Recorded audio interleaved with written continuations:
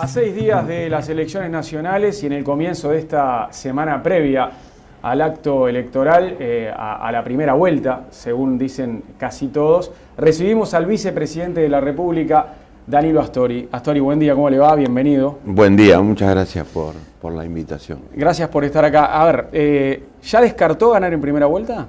No, uno no debe descartar nunca su más alta aspiración, sin duda. Trabajamos para eso. El pueblo lo dirá, pero no hay que renunciar a eso de ninguna manera. Está difícil igual, ¿no? Tendrían que errarle demasiado las encuestadoras. Está difícil, yo creo que es una de las elecciones más competitivas que hemos tenido desde, al menos, el regreso a la democracia. Creo que esto le hace bien al sistema político uruguayo porque permite hacer esfuerzos cada uno, ¿no? Para sacar lo mejor que tiene, sus esfuerzos más destacados, su dedicación más intensa y por supuesto le permite al pueblo uruguayo conocer con un grado de detalle mayor cuál es la propuesta de cada partido. O sea, yo prefiero que haya una elección competitiva por el país. Igual algo pasó. Acá estuvo el viernes Luis Eduardo González y dijo que, según él, hoy Tabaré Vázquez y Luis Lacalle Pou tienen exactamente las mismas chances de ganar ya. Ya están mitad y mitad, 50 y 50. Y una persona que de repente hasta abril estuvo acá en Uruguay siguiendo todo y que hoy vuelve, pregunta, bueno, ¿qué pasó? Porque a principio de año parecía que el Frente ganaba fácil o sin grandes contratiempos. ¿Qué sucedió para que se empareje tanto esto? Bueno, yo creo que por un lado ha habido una propuesta frente amplista que hasta hace poco tiempo relativamente había mostrado un pequeño descenso tendencial y que luego lo revirtió, esa es la verdad.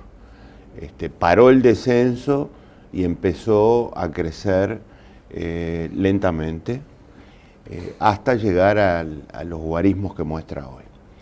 Y por otro lado hay que reconocer que el candidato del Partido Nacional, especialmente, ha hecho una buena campaña y muestra una tendencia creciente, que es como tenemos que ver las encuestas, ¿verdad?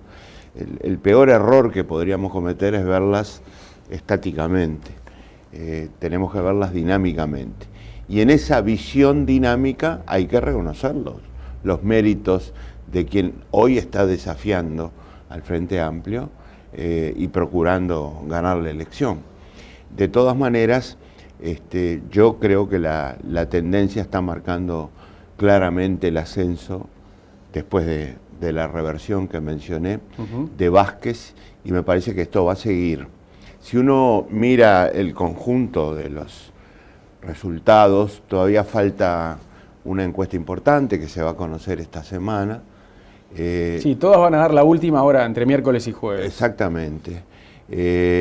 Vamos a tener, obviamente, más información, mucho más cercana al evento, sobre todo en un país cuya historia político-electoral marca que hay un sector de la población que decide su definición electoral muy próximo al evento.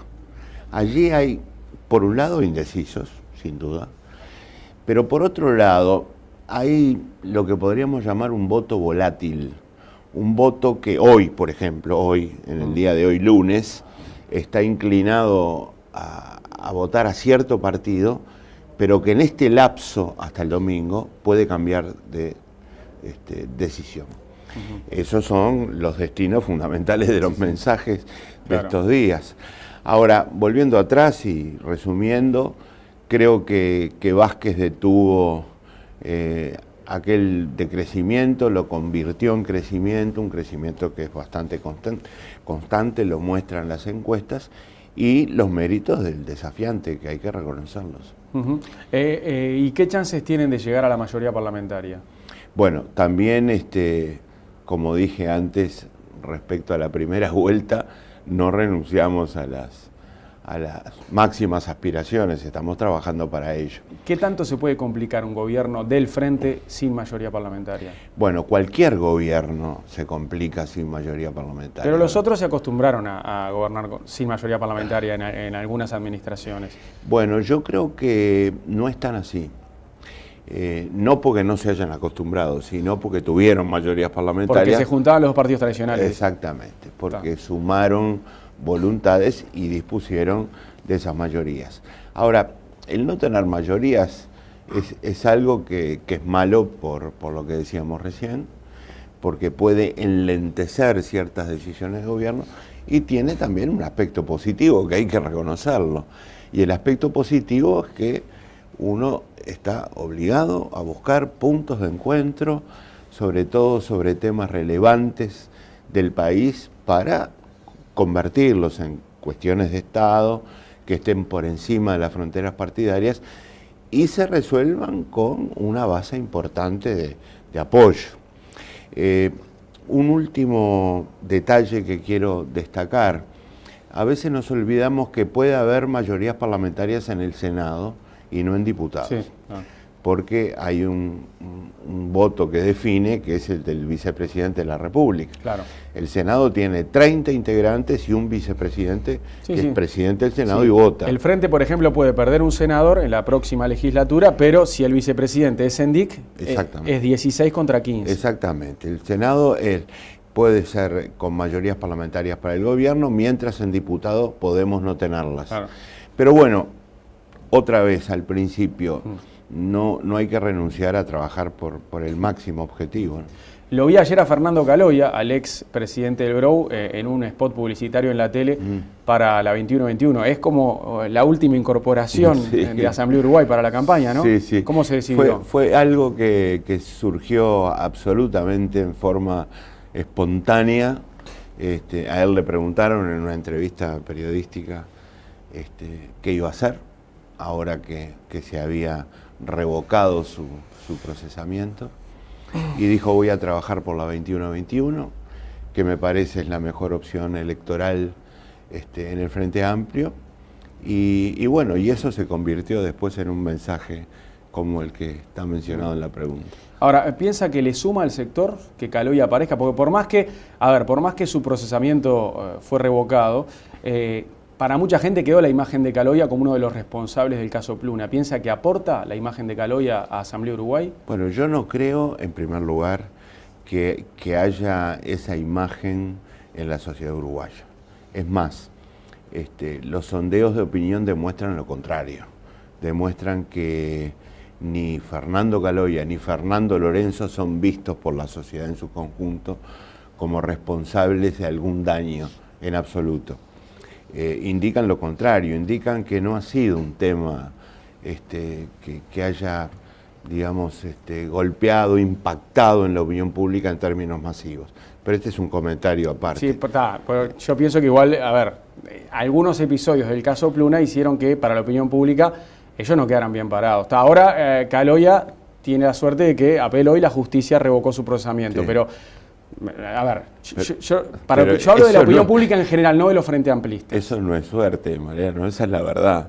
Sí. El fallo fue revocado porque Caloia es absolutamente inocente de haber cometido irregularidades. Si Lorenzo apelaba, ¿corría la misma suerte que Caloia? Bueno, yo no puedo adivinar lo que la justicia hubiera resuelto.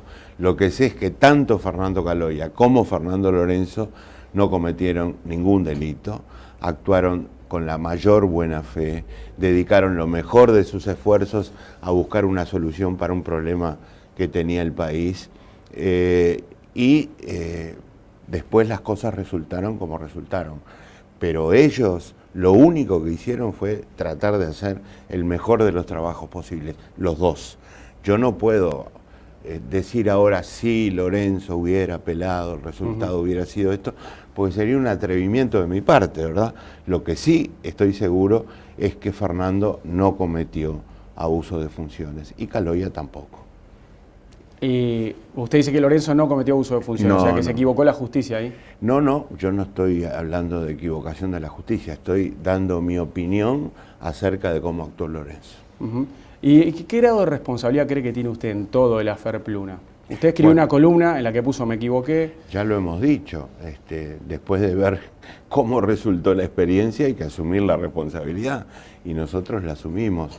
Nosotros también, y bueno, voy a hablar en primera persona por un segundo, junto con el entonces ministro de Transporte y Obras Públicas y el presidente Tabaré Vázquez, que condujo todo este proceso, creíamos que era el mejor camino posible para intentar salvar una línea aeronáutica nacional con participación estatal.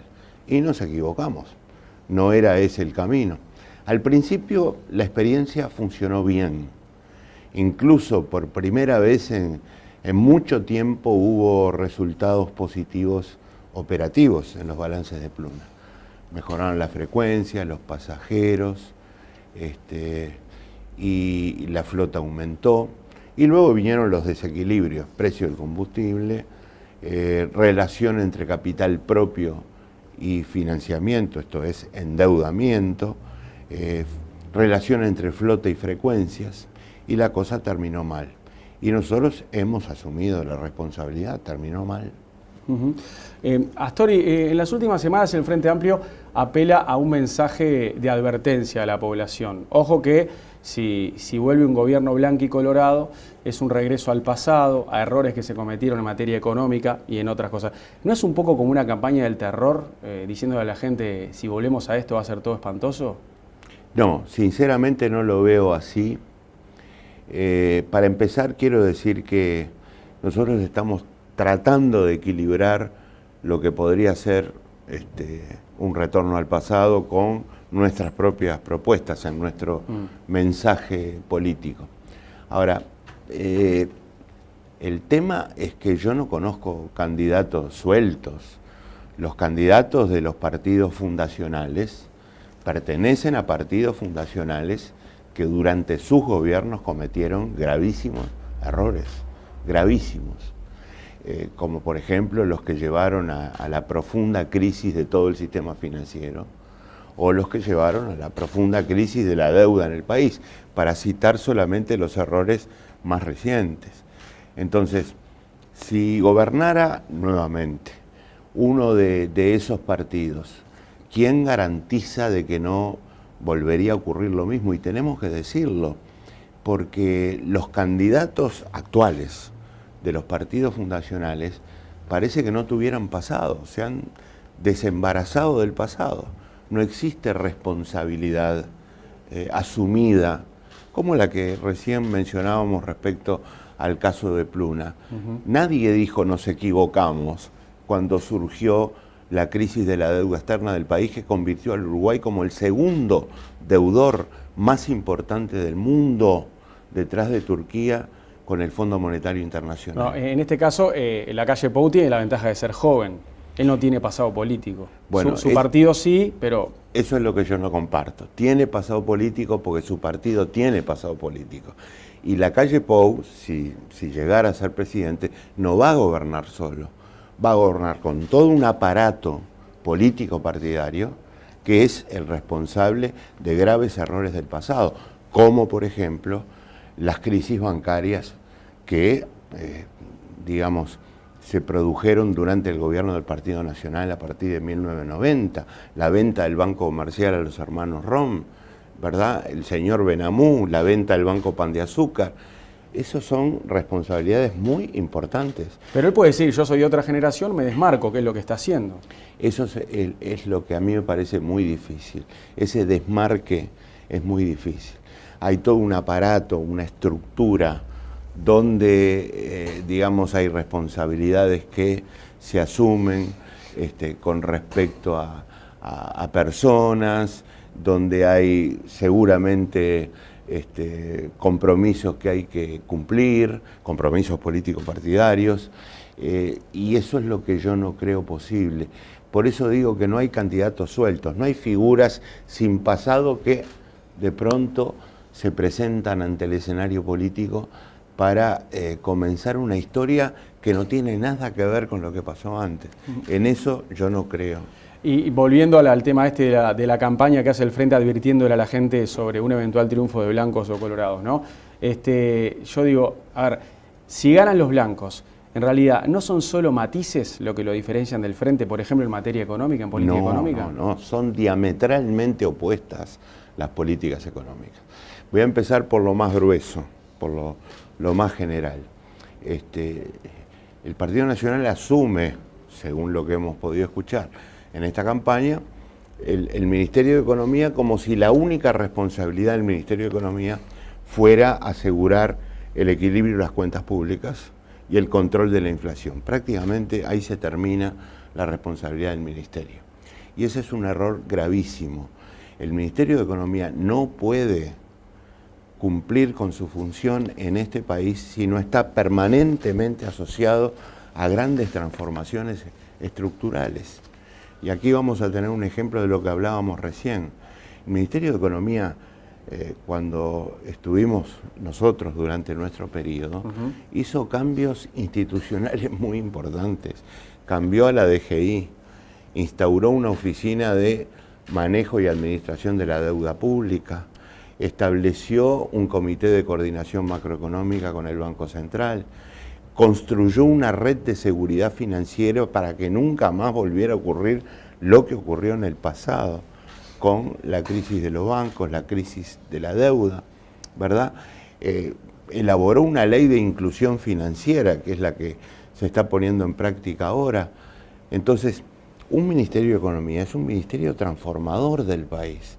No puede aplicarse esa visión reduccionista de que solo importan los equilibrios macroeconómicos.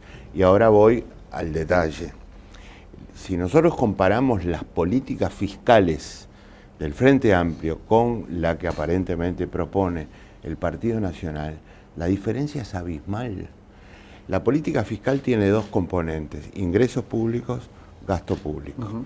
En ingresos públicos nosotros tenemos un sistema tributario tan distinto al que tendría el Partido Nacional, que el Partido Nacional propone eliminar buena parte de ese sistema tributario, si seremos diferentes.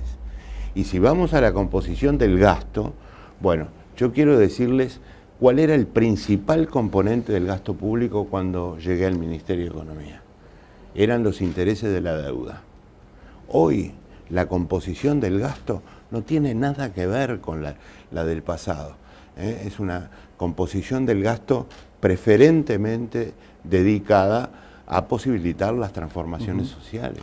Y el candidato blanco probablemente reconoce muchas de las cosas buenas que hizo el Frente Amplio, incluso lo dice públicamente, y nombra a Azucena Arbeleche como eventual ministra de Economía. Eso también es decir, bueno, muchas de las cosas que hicieron bien van a seguir, pero con matices o con cambios que yo pongo. O sea, ¿no piensa que fue una jugada inteligente la de poner a Azucena Arbeleche, una desconocida para el pueblo, pero una mujer que trabajó con todos los partidos políticos y con ustedes también? Bueno, es una decisión que respeto mucho y que me merece estos comentarios. Primero, Azucena fue una muy buena funcionaria del Ministerio de Economía. Yo la tuve cuando me tocó ser ministro, Fernando Lorenzo también durante buena parte de su gestión. Segundo, fue una funcionaria de un área muy específica y muy restringida al ministerio. El manejo y administración de la deuda, donde puso en práctica los lineamientos que el ministerio definió. Tercero, Azucena fue la que comunicó que las responsabilidades del ministerio son las que yo dije antes, y ahí terminan. Y dijo más, dijo algo que me preocupó mucho y lo digo con todo respeto. Dijo, yo no soy política. La primera vez que declaró, yo soy técnica, la política la hace el candidato. Sí. Después en las entrevistas reconoció que iba a tener que ser más política. Es un error mayúsculo, pero le nació y es lo que creo que ella siente, sinceramente. Yo la conozco bastante bien, es lo que ella siente y es un grave error de concepción del ministerio, ¿me explico? Otra cosa que a mí me hace pensar que no habrá cambios radicales es que Lacalle Pou también pone a Garcés, pone a Álvaro Garcés como referente en materia de seguridad, un Garcés que trabajó con el gobierno del Frente Amplio en la situación de las cárceles. Bueno, ¿Qué ahora dice estamos eso? pasando a Sí, otro sí, sí, tema. porque estamos hablando de las No, incorporaciones. está muy bien, está Sí. muy bien. Ahí va. Bueno, sobre esta propuesta, el comentario que tengo es que Garcés hizo una buena gestión durante sus periodos, porque fue además vuelto a designar cuando se cumplió el primer periodo de 5 años y ahora estaba cumpliendo el segundo, y los resultados fueron positivos. Ahora, si esos resultados positivos indican que puede ser un buen ministro del Interior en caso de ganar el Partido Nacional, no puedo opinar, sinceramente. ¿Pero qué opina de que la No es lo mismo ser comisionado parlamentario de la situación carcelaria que ser ministro del Interior. Sí, es algo más macro, está clarísimo. Ahora, ¿pero qué opina de que la calle Pou haya optado por 2 figuras que no integraban los cuadros tradicionales del Partido Nacional? Bueno, la verdad es que no me corresponde a mí comentar las decisiones que toma el candidato a la presidencia del Partido Nacional, simplemente las tomo como... Parecen 2 buenas jugadas. Medidas que están dentro de sus posibilidades y que respeto, como no podía ser de otra manera. Porque yo lo pregunto porque, a ver, si esto se hablara en términos deportivos como una especie de mercado de pases, son 2 buenas incorporaciones que hizo. No, pero no son pases. No, yo sé, está claro, pero son... Yo me enteré que Azucena era adherente al Partido Nacional el día en que fue designada. Y Garcés Blanco también, está claro. Claro, de Garcés lo sabía. Pero a Azucena, yo nunca le pregunté a qué partido votaba cuando la incorporamos al ministerio. La incorporamos precisamente porque confiábamos en su capacidad profesional. Pero pases no son. No, pases no son, pero son personas que trabajaron con el gobierno del Frente Amplio. Sí. Astori, bueno, y hablando justamente de figuras nuevas, usted tiene 74 años, Vázquez también, creo que cumple 75 antes que usted, ahora en enero, pero son de la misma generación. Es 3 meses mayor. Es 3 meses mayor, y van a ser los referentes del gobierno si gana el Frente Amplio, ¿no? Uno presidente, el otro ministro de Economía, igual que cuando asumió en 2005 el primer gobierno de izquierda. Mucha gente dirá, bueno, pero el Frente no tiene renovación, los otros sí y el Frente no. Yo creo que hay toda una generación de recambio muy importante que se va a ver en este gobierno, si es que ganamos, ¿verdad? Pero muy importante. Para empezar, en términos generales, hay una cantidad de compañeros y compañeras que también hay que acordarse del equilibrio de género, ¿no? Compañeros y compañeras que están entre los 40 y 50 años, algunos son menores, de entre 30 y 40, que van a cumplir un rol fundamental en el Poder Ejecutivo y en el Parlamento también. En particular, en el Ministerio de Economía, el grupo que integra la asesoría macroeconómica, que es un poco el alma del Ministerio de Economía, gente que no tiene una exposición pública que le permita ser conocida por la población, va a ser fundamental, nuevamente, ya lo fue y lo va a volver a hacer. Así que yo estoy muy contento de ver que hay gente más joven que se va a hacer cargo progresivamente. Lo grave sería que estuviéramos los más veteranos al frente de un gobierno como el que se avecina y no hubiera recambio. Es exactamente al revés, hay mucho recambio. Y en el entorno mismo del candidato presidencial, sus asesores más directos, como Álvaro García, como Pablo Ferreri, como el sociólogo Filgueira, especialista en educación, es toda gente joven, y alguna muy joven. Hay números que avalan al Frente Amplio, ¿no? La economía creció, se redujo la pobreza, se redujo la indigencia. Ahora, ¿por qué si estos números son tan claros, están lejos de las mayorías? ¿En qué sentido? Y en el sentido de la intención de voto. Bueno, yo creo que a medida que ha venido cambiando la calidad de vida de la gente, que me parece que cambió y bastante durante estos 10 años, si uno mira salarios, jubilaciones, acceso a la salud, reconocimiento de derechos, la vida cambió para mucha gente. Esa gente ha venido como descubriendo nuevas aspiraciones, porque cuando uno está sumido en la pobreza y mucho más en la indigencia, está agobiado por la situación que le toca vivir y no imagina un mundo mejor. Pero en el Frente Amplio, digamos, surgieron, o en el Uruguay mejor dicho, surgieron nuevas aspiraciones, nuevas exigencias, que está bien que surjan, y nosotros tenemos que estar a la altura de las mismas, aceptarlas, y por eso hacer un gobierno que no sea más de lo mismo, sino con nuevas transformaciones. Y me parece que eso es lo que ha ocurrido, no solo en Uruguay, a mí me parece que en toda América Latina, que bajó mucho la pobreza en los últimos 10 años, no solo Uruguay, también, Brasil es un caso típico, también han surgido manifestaciones de mayor cambio o aspiraciones de mayor cambio que hay que saber entender, hay que saber comprender y hay que saber trabajar por ellas. De cara a una segunda vuelta, que bueno, que para la mayoría de los analistas parece asegurada, pero bueno, ustedes luchan porque no haya, pero supongamos que hay balotaje. ¿Qué tiene que hacer el Frente en su discurso para seducir a algunos colorados, muy pocos que no vayan a votar a la calle Pou, a la minoría, y a los independientes, que pueden ser los que definan la cosa? Llevar nuestro mensaje, ¿verdad? Con un aditamento que me gustaría agregar ahora, pero nuestro mensaje de propuestas de transformaciones es para mí lo fundamental, explicar qué vamos a hacer, sobre todo en esos dos grandes capítulos que tenemos pendientes con grandes responsabilidades, que son aumentar el potencial físico del país, que requiere una inversión muy importante, y aumentar la capacidad humana, incluyendo educación, seguridad pública, los cuidados, etcétera. Pero además, yo creo que en estos últimos días juegan mucho los factores emocionales, los factores del fuero interno, los factores que tienen mucho que ver con los afectos, digamos, con la pertenencia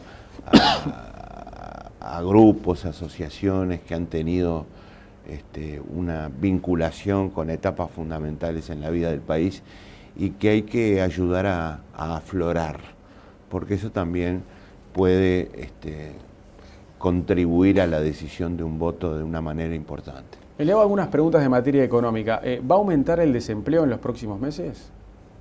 No creo, en absoluto, y no lo creo por la evolución de la variable fundamental para condicionar el empleo y el desempleo. Esa variable es la inversión, y la inversión productiva nacional y del exterior, pero sobre todo la inversión pública que va a haber en los próximos años, en los próximos meses ya, si es que gana el Frente Amplio. Yo estoy hablando en el supuesto de que gane el Frente Amplio. No sé si habría inversión pública importante si ganan los otros partidos, más bien creo que no. Van a ser decisivos para que no aumente el desempleo, más allá de pequeñas oscilaciones que siempre hay en la medición trimestral, pero esa ubicación entre 5 y 7% no va a tener variaciones significativas. La inflación permanece alta, ¿cómo se puede bajar? Está bajando ya consecutivamente desde hace varios meses. Está bajando muy lentamente, son décimas que vamos bajando, pero progresivamente nos estamos acercando, en primer lugar, en primera instancia, en la primera etapa, al techo del rango mínimo, que como se sabe es 7%. Estamos en 8 y poco. Yo no me acuerdo bien en este momento, pero creo que fueron 4 meses de descenso consecutivo de la inflación. Y vamos a seguir por este camino. El economista Gabriel Odone dijo este fin de semana que Uruguay está muy caro en dólares y hay que ser prudente en el manejo de las deudas en moneda extranjera. ¿Comparte eso? Comparto que Uruguay todavía está caro en dólares, que hay que seguir trabajando para, digamos, mejorar los precios relativos. Creo que estamos en ese movimiento, no solo porque practicamos una política fiscal y monetaria adecuada, sino también porque las tendencias internacionales están ayudando con esta valorización del dólar, ¿verdad? La valorización del dólar juega precisamente en el terreno de ayudar a disminuir el costo del país en dólares. Segundo, también estamos en plena desdolarización de la economía. La deuda pública del Uruguay está expresada, nominada en moneda nacional en más de 60%. Nunca había pasado esto. Toda la deuda neta del país, que es la deuda bruta menos las reservas, en relación al producto, está expresada, nominada en moneda nacional.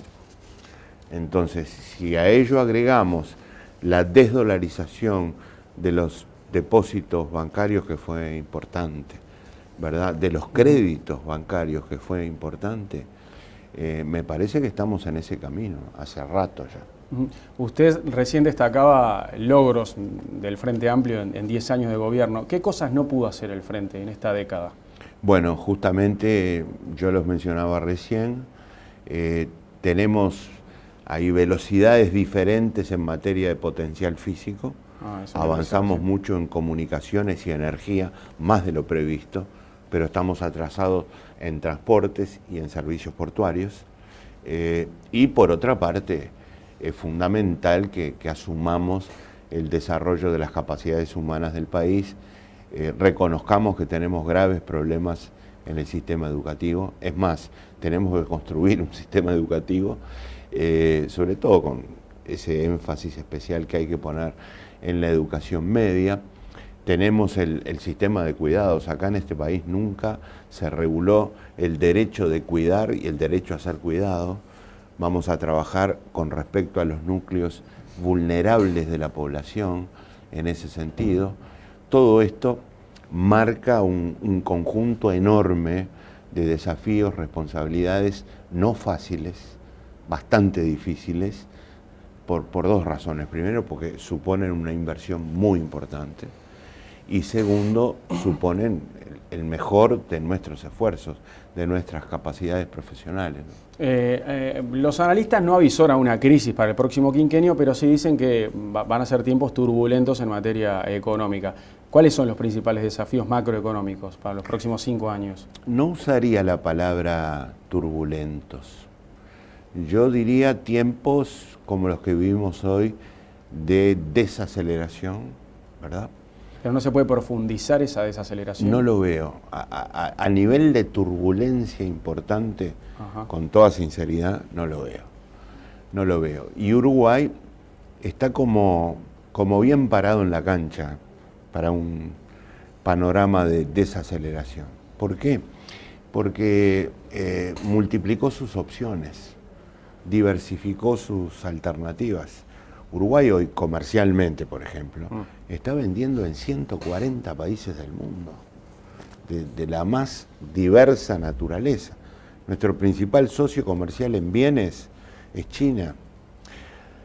Comenzamos en 2005 con 4.000 millones de dólares de exportación. Tenemos 14.000 millones de dólares este año. 10.000 de bienes y 4.000 de servicios. Pero además sigue recibiendo inversiones de muchas partes del mundo Uruguay. Uruguay sigue siendo un país en el que se confía.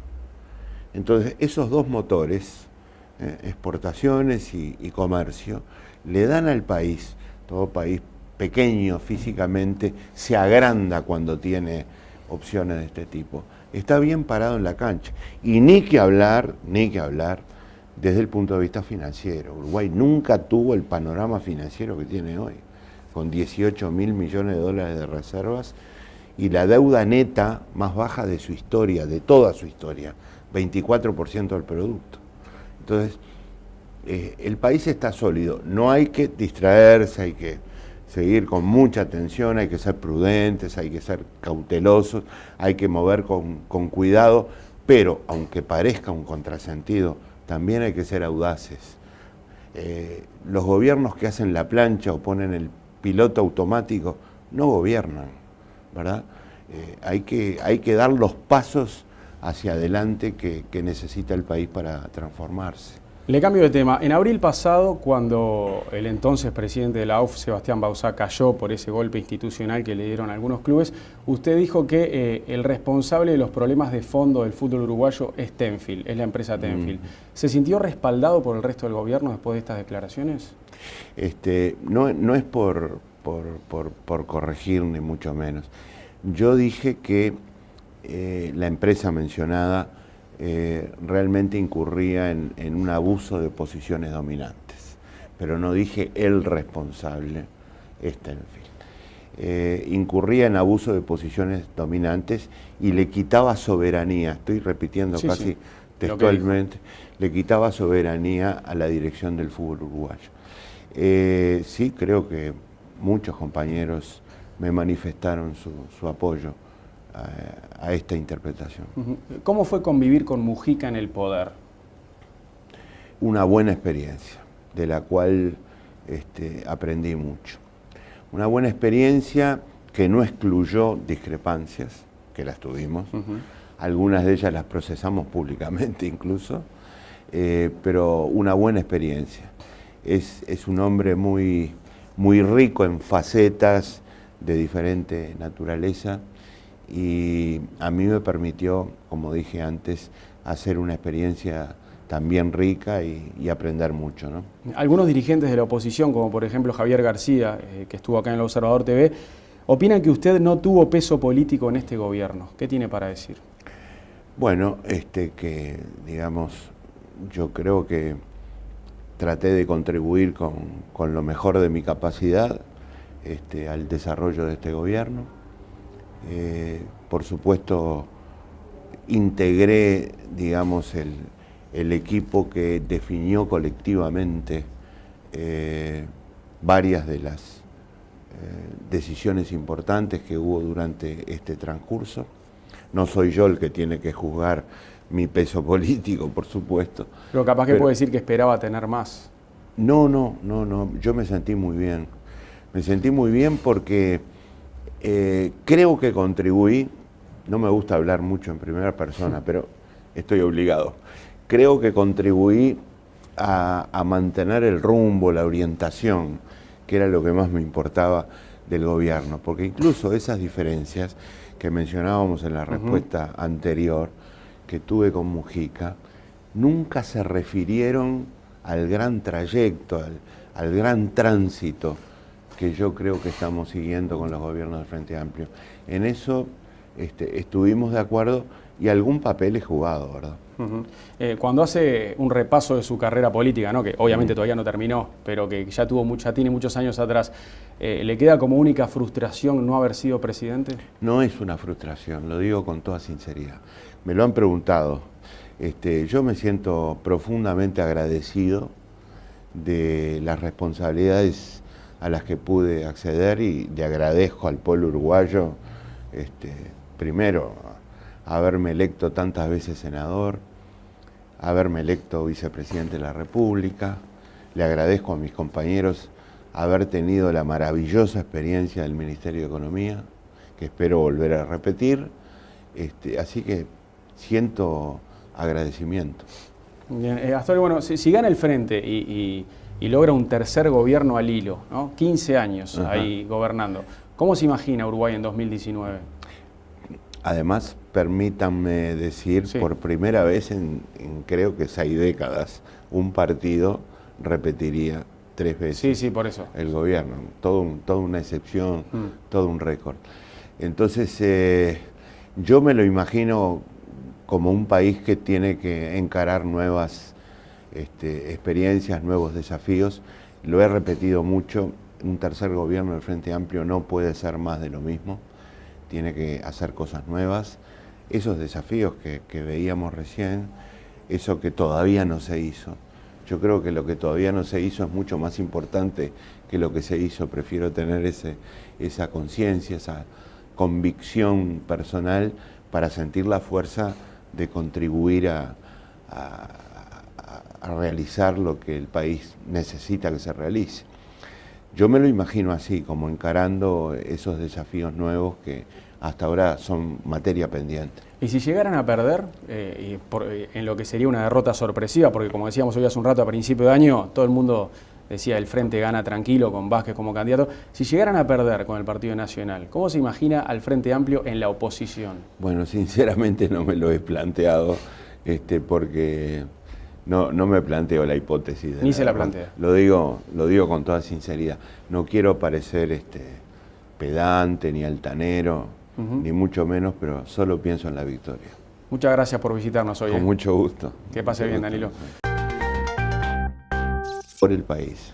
Igual algo pasó. Acá estuvo el viernes Luis Eduardo González y dijo que, según él, hoy Tabaré Vázquez y Luis Lacalle Pou tienen exactamente las mismas chances de ganar ya. Ya están mitad y mitad, 50 y 50. Y una persona que de repente hasta abril estuvo acá en Uruguay siguiendo todo y que hoy vuelve, pregunta, bueno, ¿qué pasó? Porque a principio de año parecía que el Frente ganaba fácil o sin grandes contratiempos. ¿Qué sucedió para que se empareje tanto esto? Bueno, yo creo que por un lado ha habido una propuesta frente amplista que hasta hace poco tiempo relativamente había mostrado un pequeño descenso tendencial y que luego lo revirtió, esa es la verdad. Paró el descenso y empezó a crecer lentamente hasta llegar a los guarismos que muestra hoy.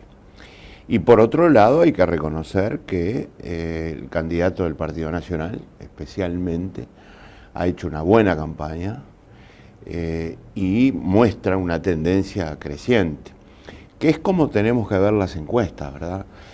El peor error que podríamos cometer es verlas estáticamente, tenemos que verlas dinámicamente. Y en esa visión dinámica hay que... A 6 días de las elecciones nacionales y en el comienzo de esta semana previa al acto electoral, a la primera vuelta, según dicen casi todos, recibimos al vicepresidente de la República, Danilo Astori. Astori, buen día, ¿cómo le va? Bienvenido. Buen día, muchas gracias por la invitación. Gracias por estar acá. A ver, ¿ya descartó ganar en primera vuelta? No, uno no debe descartar nunca su más alta aspiración, sin duda. Trabajamos para eso. El pueblo lo dirá, pero no hay que renunciar a eso de ninguna manera. Está difícil igual, ¿no? Tendrían que errarle demasiado las encuestadoras. Está difícil, yo creo que es una de las elecciones más competitivas que hemos tenido desde, al menos, el regreso a la democracia. Creo que esto le hace bien al sistema político uruguayo porque permite hacer esfuerzos cada uno, ¿no? Para sacar lo mejor que tiene, sus esfuerzos más destacados, su dedicación más intensa y por supuesto le permite al pueblo uruguayo conocer con un grado de detalle mayor cuál es la propuesta de cada partido. O sea, yo prefiero que haya una elección competitiva por levantes del país para convertirlos en cuestiones de Estado que estén por encima de las fronteras partidarias y se resuelvan con una base importante de apoyo. Un último detalle que quiero destacar. A veces nos olvidamos que puede haber mayorías parlamentarias en el Senado y no en diputados. Sí. Porque hay un voto que define, que es el del vicepresidente de la República. Claro.